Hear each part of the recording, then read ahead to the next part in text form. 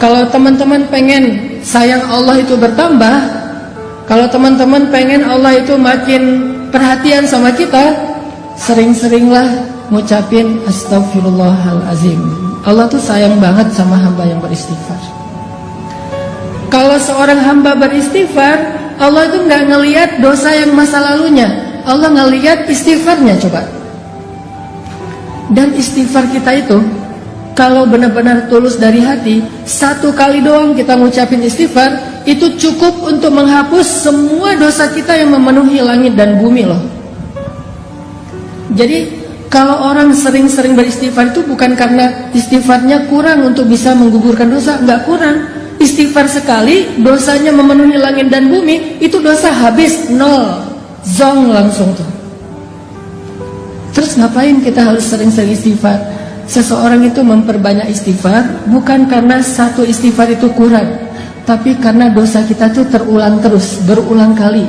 Maka istighfar lagi, dosa lagi, istighfar lagi, dosa lagi kan? Bukan berarti kalau kita istighfar kurang dari 100 berarti dosa kita belum dihapus, enggak. Sekali doang, kalau itu berasal dari hati, Allah hapus semua dosa-dosa kita. Allah itu enggak ribet, enggak kayak manusia. Coba kalau kita ke teman kita ada kesalahan, minta maaf berapa kali biar dia maafin? Berkali-kali kan?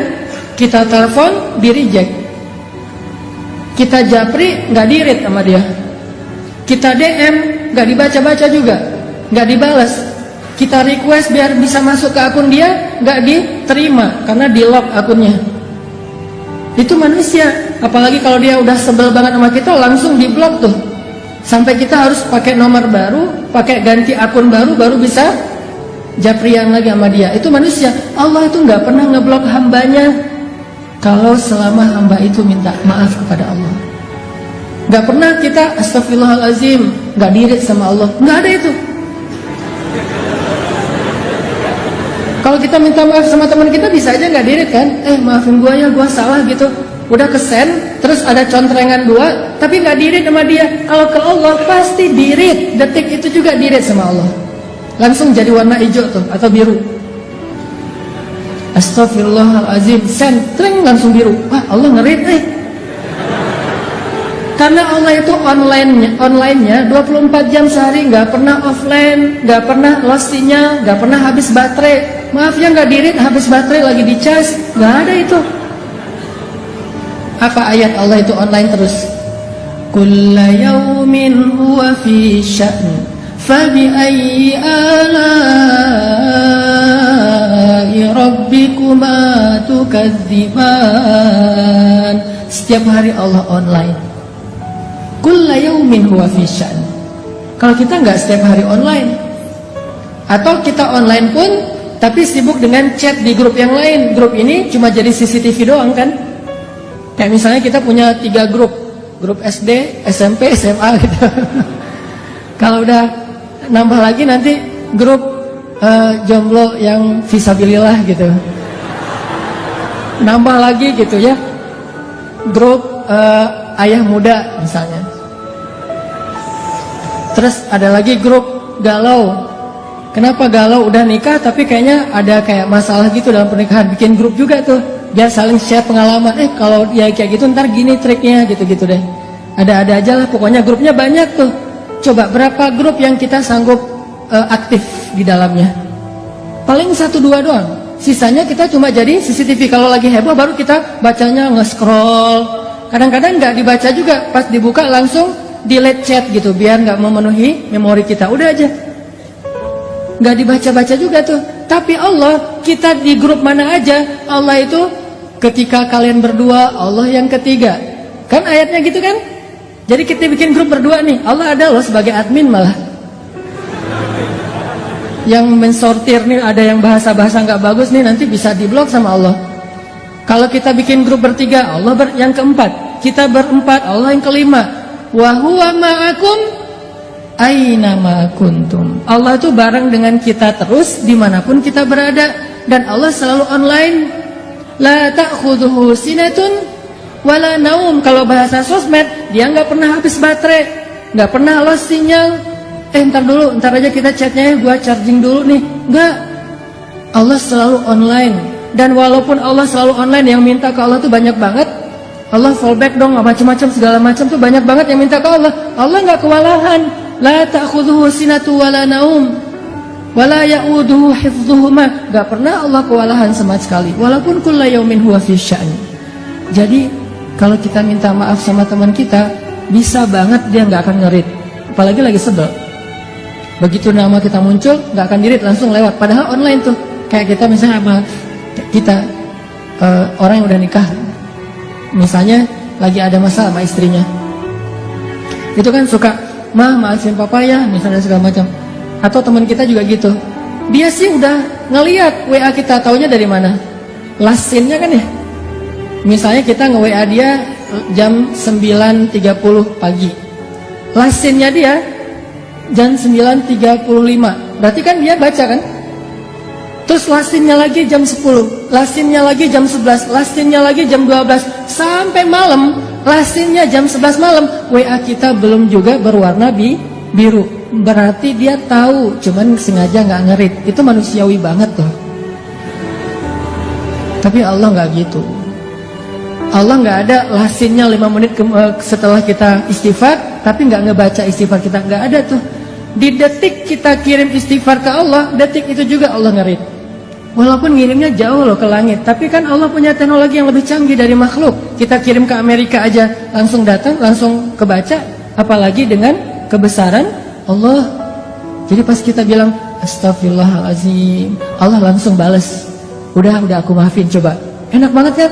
Allah tuh baik banget tuh. Kita bilang astagfirullahaladzim, detik itu juga Allah balas. Langsung Allah typing gitu kan. Oh, Allah typing apa typingnya? Udah dimaafin. Terus kita balas lagi, Allah tapi dosa saya banyak banget. Udah lupain aja. Semuanya ya Allah, semuanya kata Allah. Jadi kita jadi kayak seneng gitu chat sama Allah semalaman. Allah ngeladenin semalaman. Yang capek dalam chat dengan Allah itu bukan Allah, kitanya yang capek.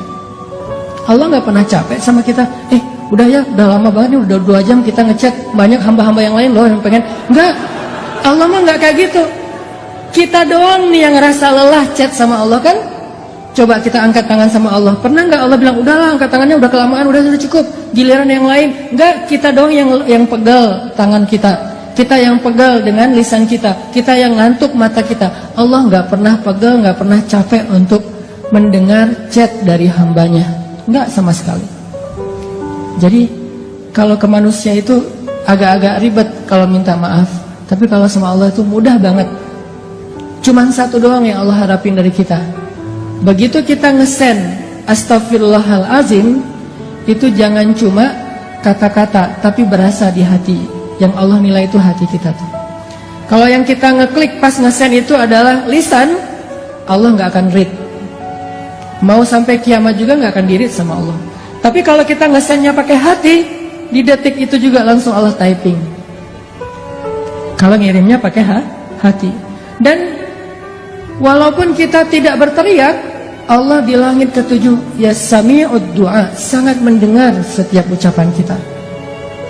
Jadi bagi Allah yang penting istighfar kita walaupun cuma 1 kali dari hati. Apalagi kalau berkali-kali, Allah lebih senang lagi tuh. Sekali doang kalau dari hati, udah langsung Allah hapuskan semua dosa. Terus ngapain harus berkali-kali? Itulah bentuk dari penyesalan kita. Kita ngerasa kayaknya dosanya banyak, masa istighfar sekali doang?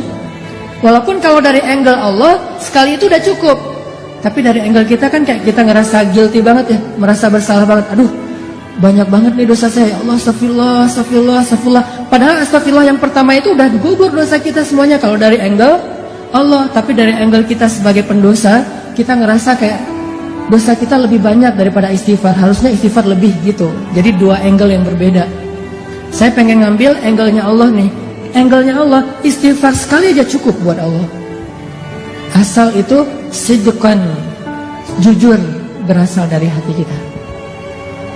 Jadi teman-teman, poin pertama kita pagi ini apa? Kata-kata yang Allah paling suka dari kita itu salah satunya adalah astaghfirullahalazim.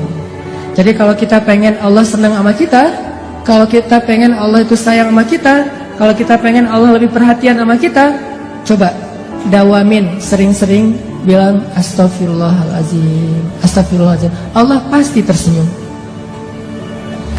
Ada beberapa orang di sosial media, ini sekaligus klarifikasi ya, tabayun ya, mempertanyakan, Ustaz kok ngomong Allah tersenyum, emang Allah itu kayak manusia? Saya bicara itu bukan kata-kata saya, tapi itu hadis. Walaupun saya suka hadis itu nggak dibaca teks, langsung diterjemahkan kepada analogi. Kan ada yang model ceramah, hadis dibaca teksnya. Kalau saya mencoba untuk langsung menganalogikan dengan bahasa kita, itu hadis Nabi, kalau Allah itu tersenyum mendengar istighfar hambanya. Walaupun kita nggak perlu mengimajinasikan tersenyumnya Allah itu kayak tersenyumnya manusia, nggak perlu, karena kita nggak tahu zat Allah kayak gimana. Yang pasti kalimatnya tabassam, Allah itu tersenyum. Jadi ceritanya gini, Ali bin Abi Thalib pernah naik ke atas kendaraan, nggak tahu itu Innova atau CR-V gitu, pokoknya naik kendaraan aja. Kalau Innova itu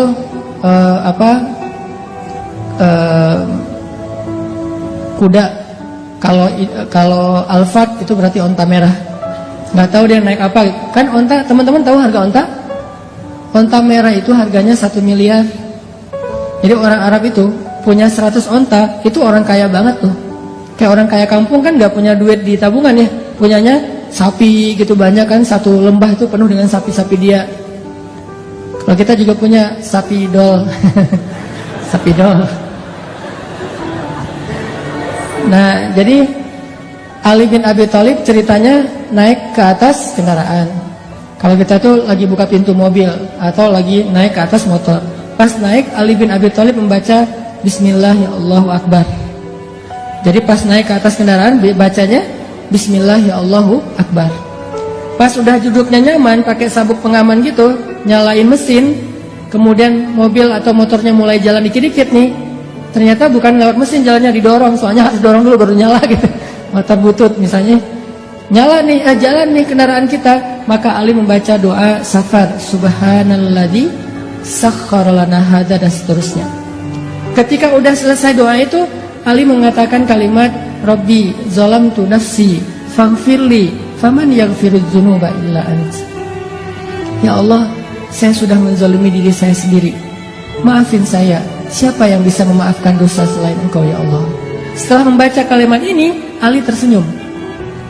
Senyum aja, senyumnya itu sampai bikin orang penasaran, kok senyumnya kayak lama gitu, kayak happy banget, kayak excited banget. Senyumnya tuh kayak habis dapat hadiah apa gitu. Atau senyumnya tuh kayak anak muda yang baru diterima yes gitu ya, diterima kampus maksudnya.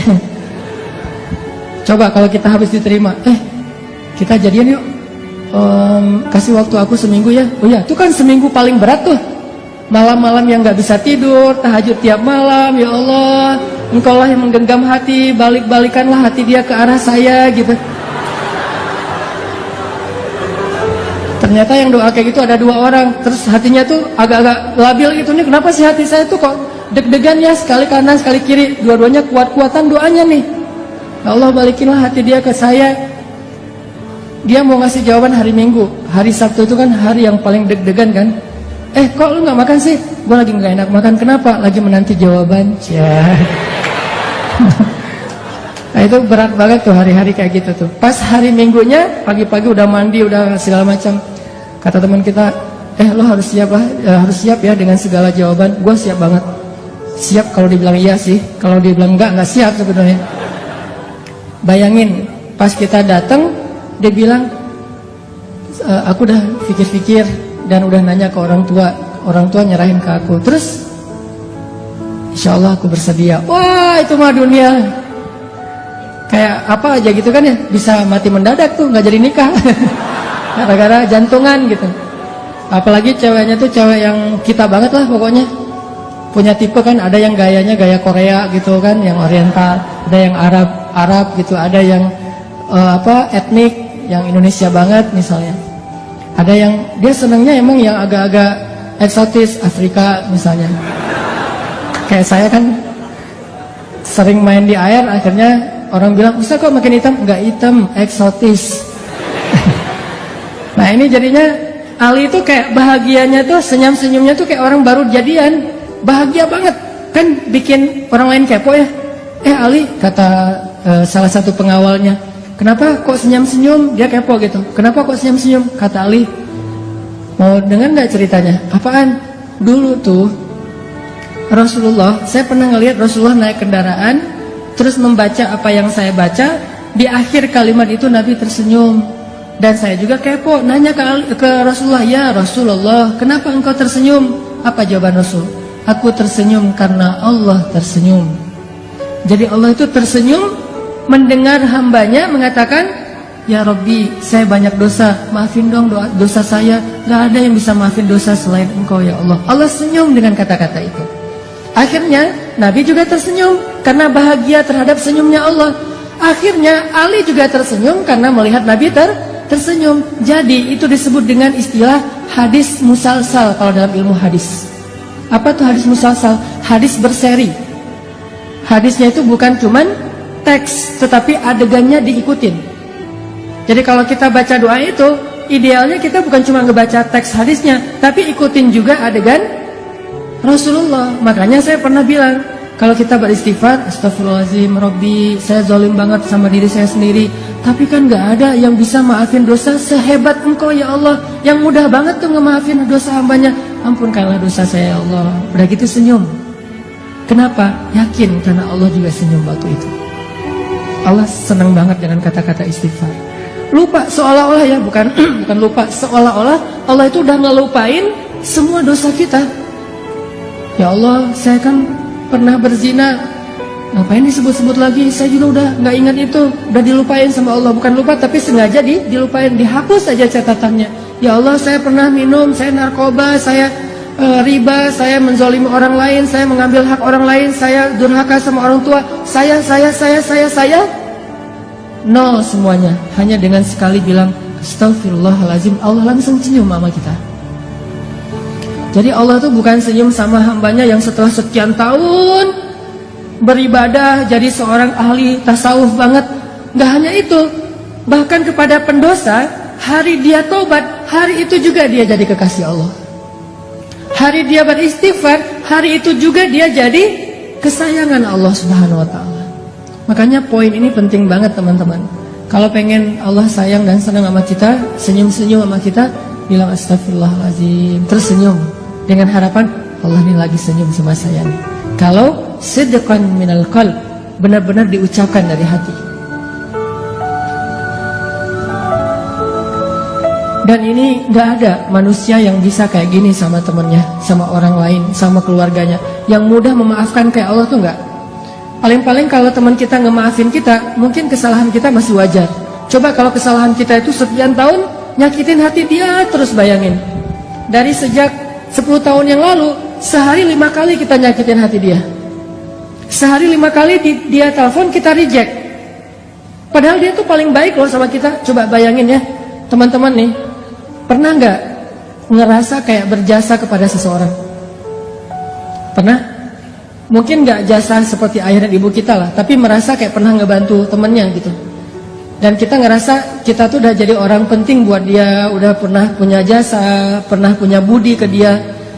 Terus suatu saat kita nggak butuh dia, cuman pengen nyapa doang, bukan karena butuh, cuman pengen nyapa doang, silaturahim, telepon, di reject. Bukan nggak diangkat, kalau nggak diangkat mungkin dia lagi kuliah, lagi di kamar mandi sehingga nggak diangkat, atau lagi tidur. Ini di reject. Pas kita telepon, langsung di reject. Oh, mungkin ketekan nggak sengaja gitu. Udah telepon lagi, dan itu nggak telepon waktu itu juga. Kita telepon pagi sekali, di reject. Nanti siang telepon lagi, di reject. Sore telepon lagi, di reject. Maghrib telepon lagi, di reject. Malam telepon lagi, di reject. Sehari 5 kali, sudah 10 tahun kayak gitu, bayangin. Gimana tuh perasaan kita?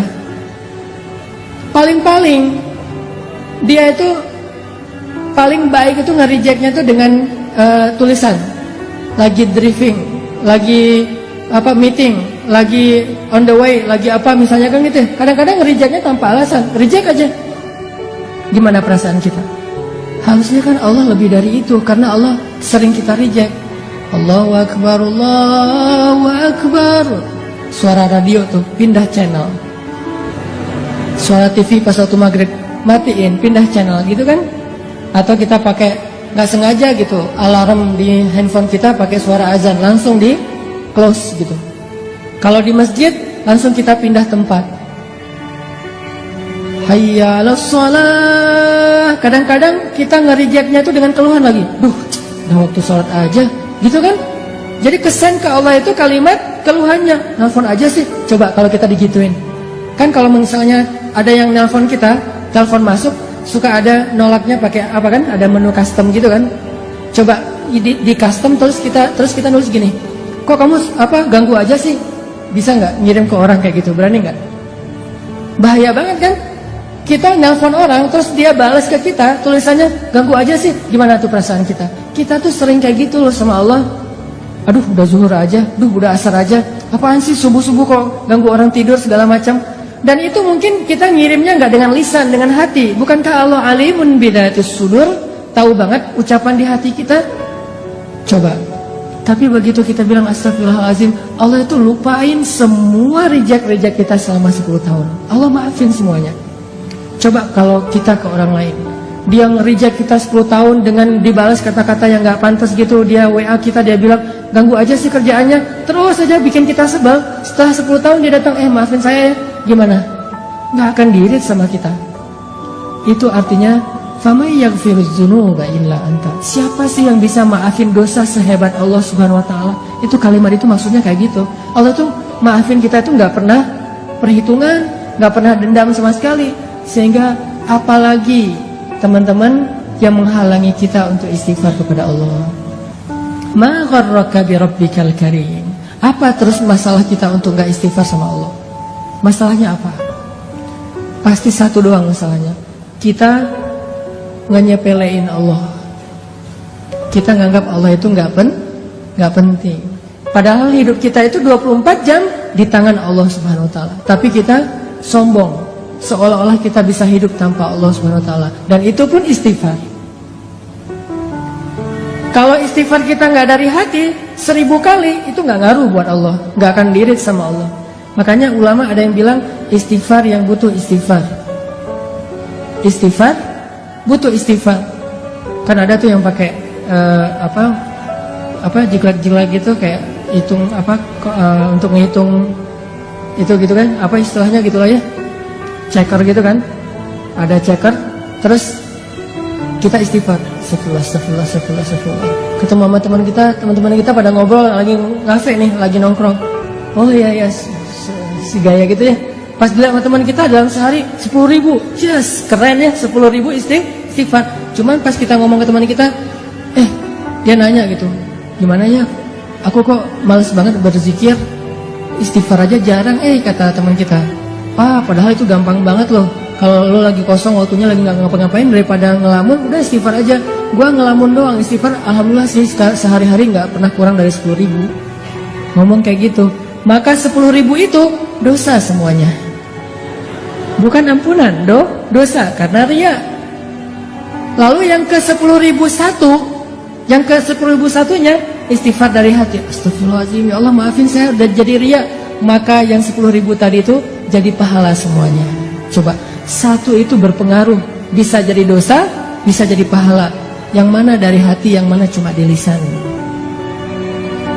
Kayak ada orang yang rajin tahajud gitu ya.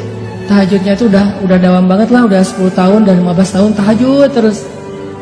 Ketemu sama temennya, kasih dong tips gimana biar bisa tahajud. Gua nih udah lama banget gak tahajud, gak tahu ngerasain tahajud itu kayak gimana. Dia bilang, tahajud mah gampang. Kalau misalnya mau tuh udah nggak, saya mah tahajud nggak perlu pakai jam waker, nggak perlu pakai di handphone. Nanti dibangunin jam 3 lewat 5, jam 3 lewat 10, jam 3 bangunnya jam 13 gitu ya, habis zuhur. Udah nggak perlu kayak gitu. Oh gitu. Terus bangunnya gimana? Ya bangun aja, kebangun. Pokoknya asal jam 3 malam saya pasti kebangun. Oh gitu. Udah berapa lama? Enggak sih, baru sekitar 15 tahun lah. Gitu ya. Berarti 15 tahun kita tahajud 0. Kalau kita riak dari hatinya sombong. Tapi kalau hanya sekedar syiar nyemangatin, Allah lebih tahu isi hati kita. Innamal a'malu binniyat. Terus nggak usah ngejudge hati orang lain lah. Sombong lo, riak lo, enggak. Kita doang yang tahu. Setelah Allah Subhanahu wa taala pastinya. Makanya istighfar dari hati. Sekali aja udah luar biasa. Gimana kalau 100 kali kayak Nabi? Astagfirullahaladzim, astagfirullahaladzim, ya Allah maafin saya. Itu satu ya poinnya. Allah tuh senang banget dengan istighfar. Kalau dalam bahasa hadis, senangnya Allah kepada taubat dan istighfar hamba itu kayak melebihi senangnya seorang hamba yang dia kehilangan bekal dan kendaraannya di tengah padang pasir. Jadi ada seorang laki-laki gitu, analogi dari Nabi nih. Nabi bikin kayak semacam ilustrasi gitu. Ada seorang laki-laki lagi musafir di tengah padang pasir, terus dia kehilangan ontanya, dia kehilangan bekal-bekalnya, kehilangan minumnya, airnya, semuanya tinggal sebatang kara di tengah padang pasir. Nyari-nyari onta dan bekalnya itu nggak nemu. Sampai akhirnya dia berputus asa. Ini saya bakalan celaka nih kali ini nih. Apes banget sih. Kehilangan onta, bekal, air, segala macam di tengah padang pasir, kayak di tengah samudra kan. Kalau di tengah laut kan juga kita nggak bisa minum, sama persis kayak di tengah padang pasir, panas, nggak ada air. Wah ini pasti cuma bertahan 2 hari, besok saya mau mati nih kalau kayak gini. Di hari ketiga, detik-detik dia udah berat banget, udah dehidrasi banget. Tiba-tiba dia dalam keadaan antara sadar dan tidak, muncul onta di sebelahnya. Onta yang tadi hilang tiba-tiba datang nih di sebelah dia. Dia udah hampir putus asa, udah 3 hari nyari ontanya tuh. Tiba-tiba muncul dengan bekalnya, dengan air yang masih tempat air yang masih terisi. Kemudian dia tiba-tiba langsung bangkit, megang, ini halusinasi atau benar? Ternyata benar ontanya. Dia ambil air itu, saking bahagianya dia bilang, ya Allah, segala puji bagimu, engkaulah hambaku dan akulah Tuhanmu. Saking bahagia dia kebalik ngomongnya, ya Allah, engkaulah hambaku dan akulah Tuhanmu. Hadisnya kayak gitu. Saking senangnya sampai kebalik dia bicara, Allah lebih senang lagi kepada hamba yang beristighfar daripada laki-laki itu terhadap apa yang dia temukan.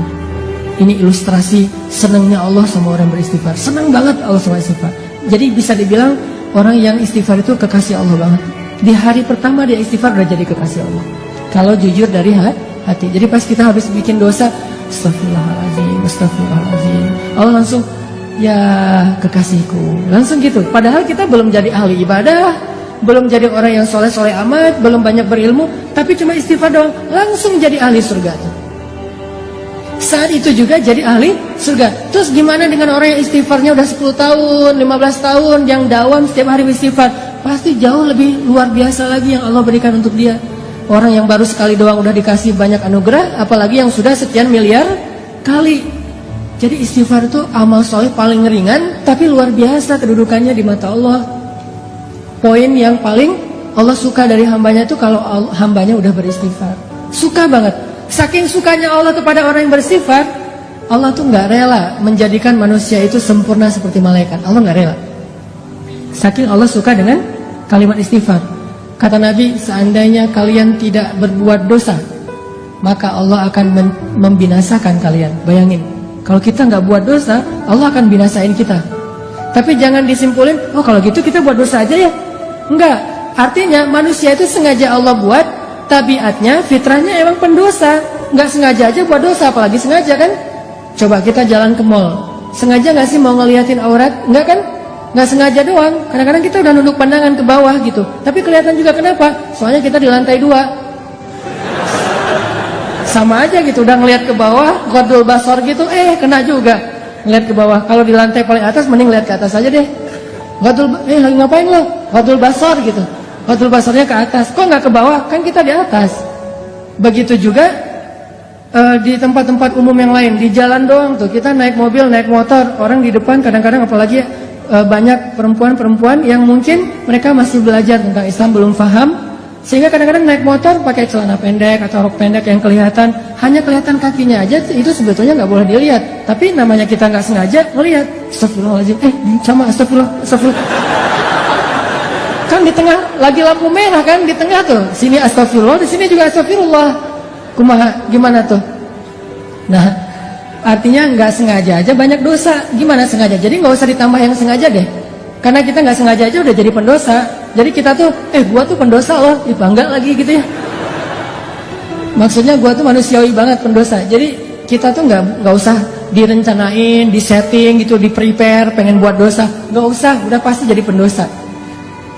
kullu ibni Adam khata'. Semua anak Adam itu pasti pernah lakuin kesalahan. Sampai Nabi bilang, kalau kalian gak bikin salah, Allah binasain kalian tuh. Terus Allah ganti dengan manusia yang lain yang mereka akan bikin salah, lalu mereka minta maaf kepada Allah, yang Allah akan memaafkan kesalahan mereka. Allah tuh senang dengan istighfar.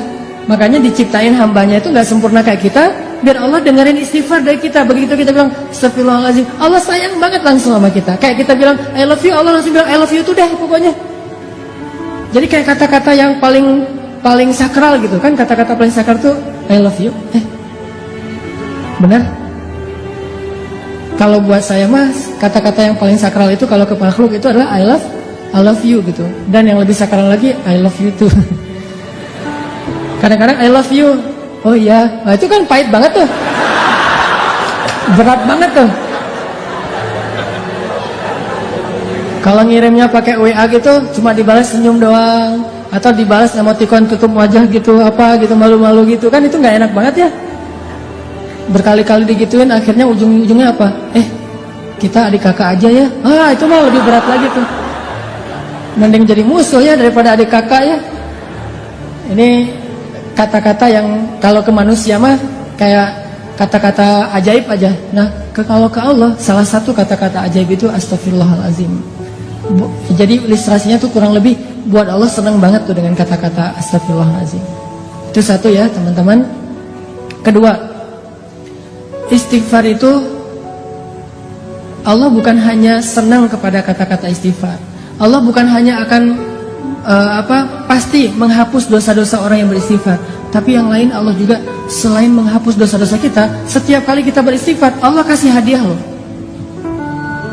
Jadi bukan cuma Allah nge-read, Allah typing, Allah ngebalas, Allah ngechat sama kita, tapi Allah juga tiba-tiba ngirim gosen. Tiba-tiba di rumah kita, Bu, ini ada yang ngirim, Mas, Kak, Bang gitu, ini ada yang ngirim gosen. Pas dibuka hadiah dari siapa? Dari Allah. Coba, Allah itu bukan cuma seneng kalau kita bilang maafin saya ya Allah, langsung Allah read, langsung Allah typing, ya udah dimaafin. Bukan cuma segitu. Pas begitu kita nulisnya gitu, Allah langsung nyiapin kado, hadiah, send kepada kita.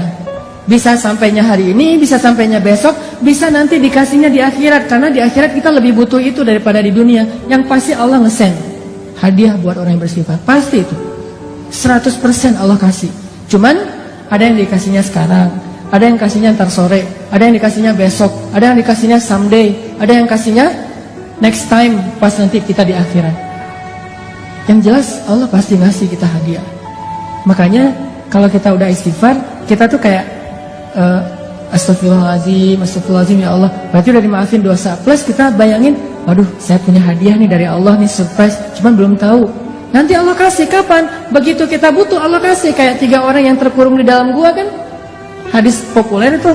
3 orang terkurung di dalam gua, yang membuat mereka bisa selamat apa? Hadiah-hadiah terhadap amal soleh mereka di masa lalu kan ya. Yang tadi kita baca di ayat ketiga, Allah pasti membalas setiap kebaikan dengan kebaikan. Allah pasti balas. Istighfar itu bagi Allah itu kebaikan. Padahal istighfar itu kewajiban gitu ya. Namanya orang berbuat salah kan wajib minta maaf kan.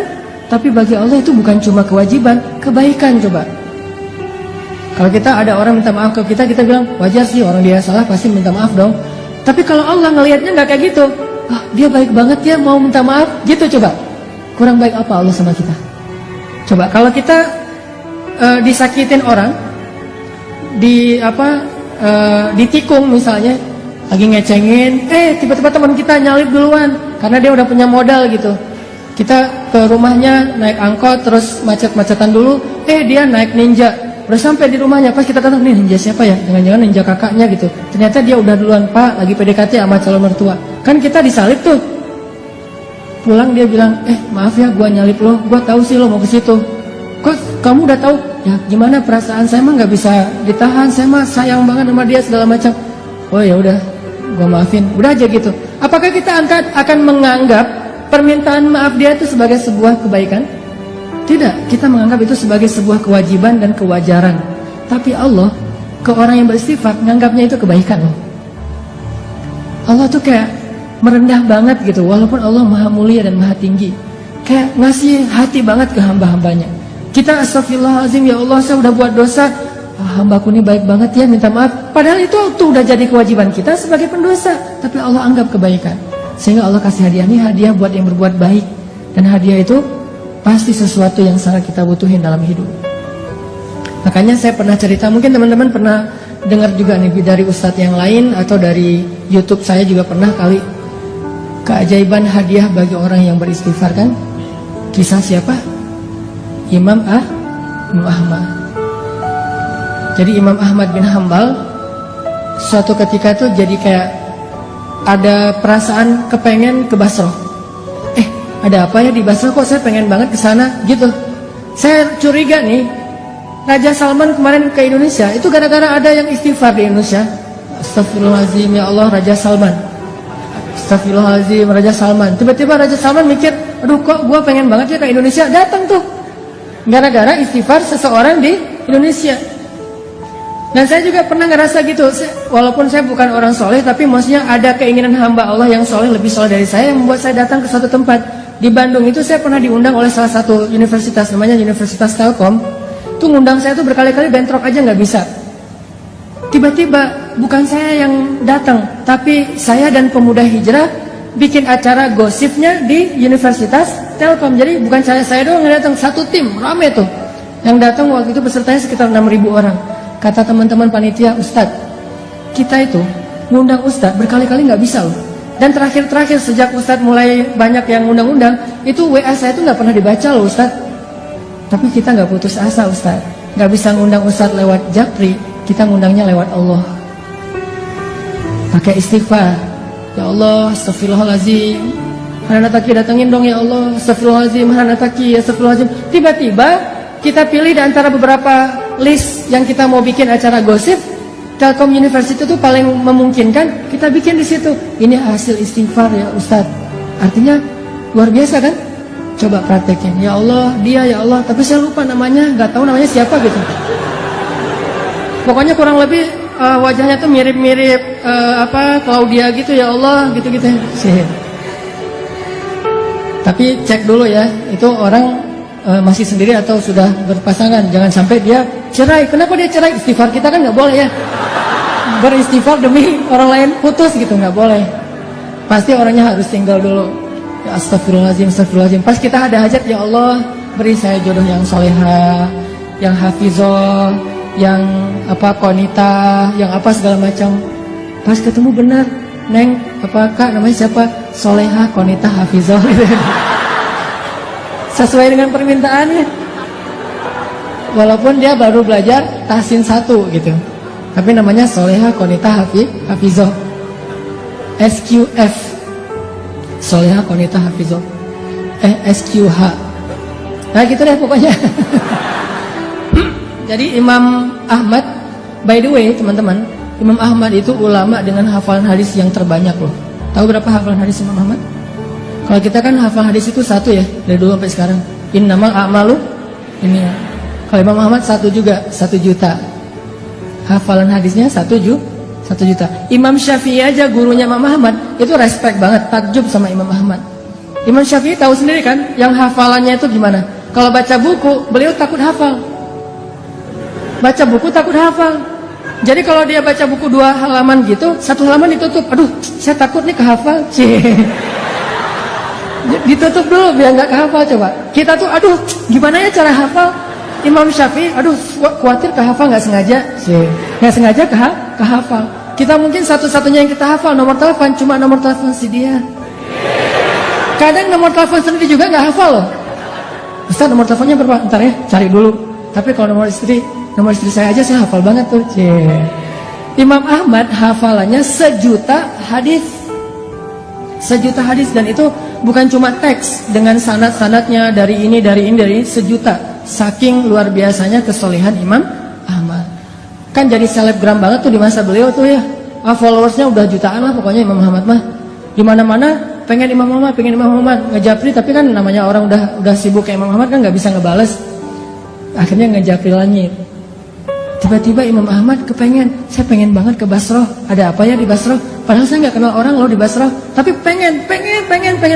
Setelah berapa hari kepengen, akhirnya azam, udahlah saya berangkat aja, siapa tahu ada sesuatu yang saya dapat kebaikan di sana. Berangkat ke Basrah. Namanya orang tawadu, rendah hati, berangkat ke Basrahnya itu sendiri, nggak ada preparation apa-apa, nggak ngebooking pesawat, nggak ngebooking hotel, berangkat aja sendiri, backpackeran gitu. Jadi Imam Ahmad itu backpacker soleh.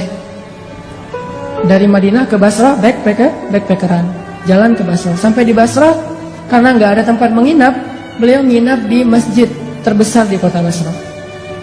Di dalam masjid lagi tidur, diusir sama marbot. Bang, ngapain tidur di sini? Pak, saya musafir dari Madinah, nggak ada tempat tinggal. Ya ini bukan hotel ini. Udah mirip Medan belum sih? Bah gitu ya. Ini bukan hotel ini. Mbah, kenapa tidur di sini? Udah keluar gitu. Diusir aja. Ini Medan, Bung, gitu ya. Keluar akhirnya dia. Ini orang, Imam Ahmadnya orang Sunda, lagi kaget langsung kan, oh, ketemu orang Medan gitu. Akhirnya keluar di teras. Di teras datang lagi tuh marbot. Marbotnya emang agak-agak kayaknya belum dapat gajian, tanggal tua. Agak-agak nyebelin gitu. Kok masih tidur di sini? Katanya tadi nggak boleh di dalam. Akhirnya saya tidur di luar. Ya ini masih juga masjid. Udah keluar. Diusir aja. Sampai keluar, didorong-dorong gitu. Bayangin ulama besar, orang soleh, kekasih Allah didorong-dorong. Tapi emang kayak gitu takdir Allah. Supaya jadi caper sama penjual roti. Penjual roti lagi tutup toko, ngeliat ada orang didorong-dorong, dipanggil, wahai kisanak gitu ya. Kalau radio dulu teh. Pak, Tuan, kenapa? Ada apa sini gitu? Tuan butuh apa? Saya musafir, pengen tempat istirahat, tapi diusir di masjid. Oh ya udah, diistirahat aja di rumah saya. Rumah saya kecil, tapi lumayan lah untuk istirahat malam ini. Ya jazakallahu khair wa iyyakum. Udah tinggal di situ. Subuh menjelang subuh, pas waktunya tahajud, Imam Ahmad bangun, ngelihat si penjual roti lagi bikin roti, kan habis subuh dia jualan, jadi bikinnya sebelum subuh. Lagi bikin roti, ngaduk-ngaduk gitu. Setiap dia ngaduk dia bilang astagfirullahaladzim gitu. Bayangin. Dawamkan satu perbuatan yang dibarengi dengan istighfar. Lagi nyalain motor, astagfirullah gitu. Bisa, lagi ngaduk juga bisa, lagi ngapain juga bisa, selama itu satu perbuatan yang mubah. Mubah itu boleh-boleh aja. Jangan sambil berbuat dosa istighfar gitu. Atau istighfar tapi asik. Gimana istighfar tapi asik? Istighfar sambil main PlayStation. Wah, astagfirullahaladzim gitu. Nah, itu mah nggak boleh ya. Itu namanya mencampur adukan antara hak dan wala talbisul haqqa bil batil. Janganlah kalian mencampur adukan hak dan batil. Astagfirullahaladzim. Daripada ngelamun, daripada bengong gitu, mending daripada bersiul, ya udah astagfirullah aja. Walaupun mungkin bersiul boleh-boleh aja, tapi yang nggak dapat pahala, walaupun nggak dosa juga gitu. Astagfirullah. Imam Ahmad perhatiin, ini saya ngelihat udah 10 menit istighfar melulu. Didatengin sama Imam Ahmad. Tadi kepo juga. Mas, Bang, kan di Medan ya, Bang. A gitu. Oh, orang Bandung ya. Bang, saya lihat abang istighfar terus setiap ngaduk ini. Ya, kenapa? Enggak, saya penasaran aja udah berapa lama kayak gitu. Alhamdulillah udah sekitar 10 tahun saya kayak gini. Saya selalu kalau ngaduk roti itu istighfar biar ada kebaikan setiap adukan roti. Siapa tahu rasa rotinya lebih gurih kalau bahasa kita. Oh, udah 10 tahun, alhamdulillah. Terus boleh tahu nggak hasil dari dawamnya istighfar 10 tahun itu apa? Abang udah dapat apa nih dari istighfar? Alhamdulillah, sejak saya istighfar kayak gini, Allah selalu ngasih apa yang saya minta. Gak pernah saya berdoa yang Allah tolak, semuanya dikabulin sama Allah. Kecuali satu yang belum dikabulkan. Apaan?